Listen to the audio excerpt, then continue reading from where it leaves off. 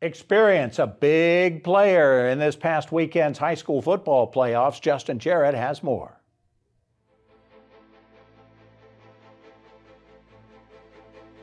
Hey, it's time for a playoff edition of Loco Lights on WHHI, powered by LocoSports.com. 14 teams from the Loco entered the high school football postseason on Friday, and only 6 emerged victorious. Survive and advance. Let's get into it, starting with Beaufort High School, the defending state champs in Class 3A. And Jaden Andrews had another huge night for the Eagles. Beaufort at Loris. Andrews goes for 139 yards on 25 carries and scores 4 touchdowns. Some tough running here to get the Eagles inside the 10. And then another tough run running over defenders. Andrews has had a monster senior year for the Eagles, and he's going to put it in the end zone on the Wildcat. Eagles win it 30-13, and they go to Crestwood on Friday.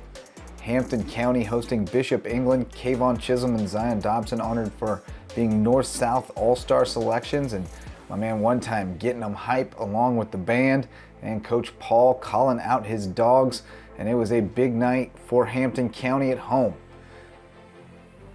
The defense was nasty as usual, jamming up the middle. Cody Seegers getting in on that, along with Trenton Robinson.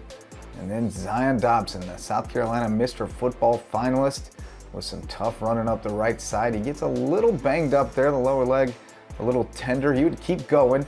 They did hold him out of the second half for precautionary reasons, just to keep him fresh for next week. But Zion doing damage. He got it up to 98 yards.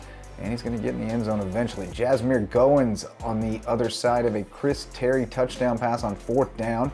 And then Terry going to hook up another quick pass over the top, this time for Dobson, who sprints into the end zone. And the Hurricanes on top early. Home crowd loving it, and they loved it even more when Zion got into the end zone on the ground. That's what they're used to seeing him do. Dobson with another huge night. Hampton County rolls 33-7, and they will host Andrews on Friday. The path to the lower state championship goes through Hampton County. Hilton Head Christian Academy on Friday night. It was the Dylan Clark game, part whatever we're up to now. Clark, seen here scrambling, had 91 yards and 2 touchdowns on just 6 carries.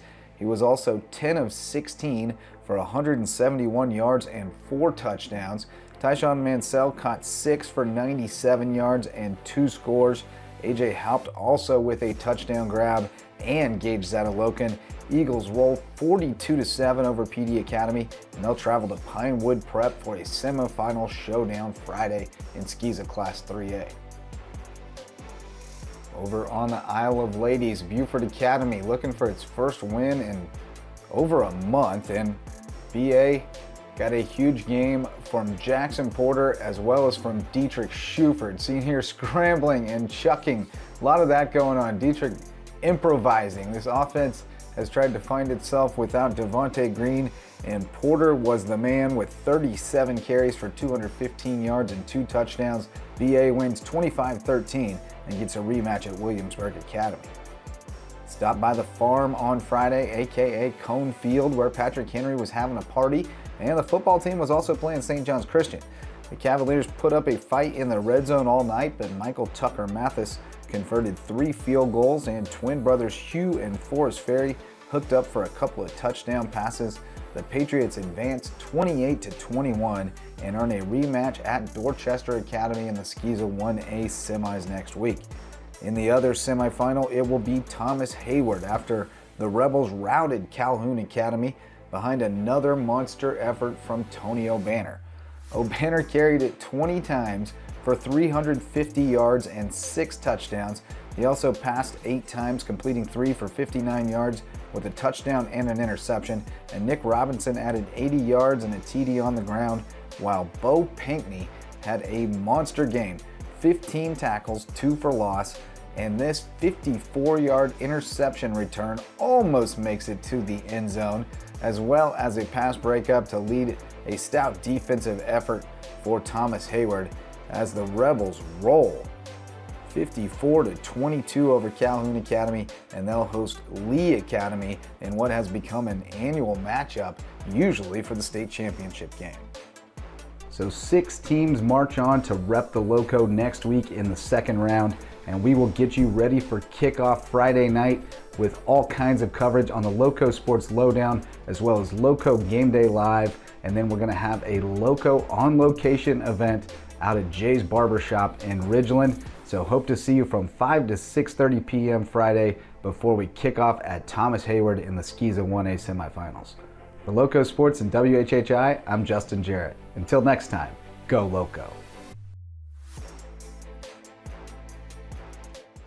We want to thank all of our guests who've made us just a little bit smarter over the past 30 minutes, and a special thank you to you for tuning in. We certainly appreciate it. If you missed anything at all on this show, we'll be back in 90 minutes. I'm Bob Stephen.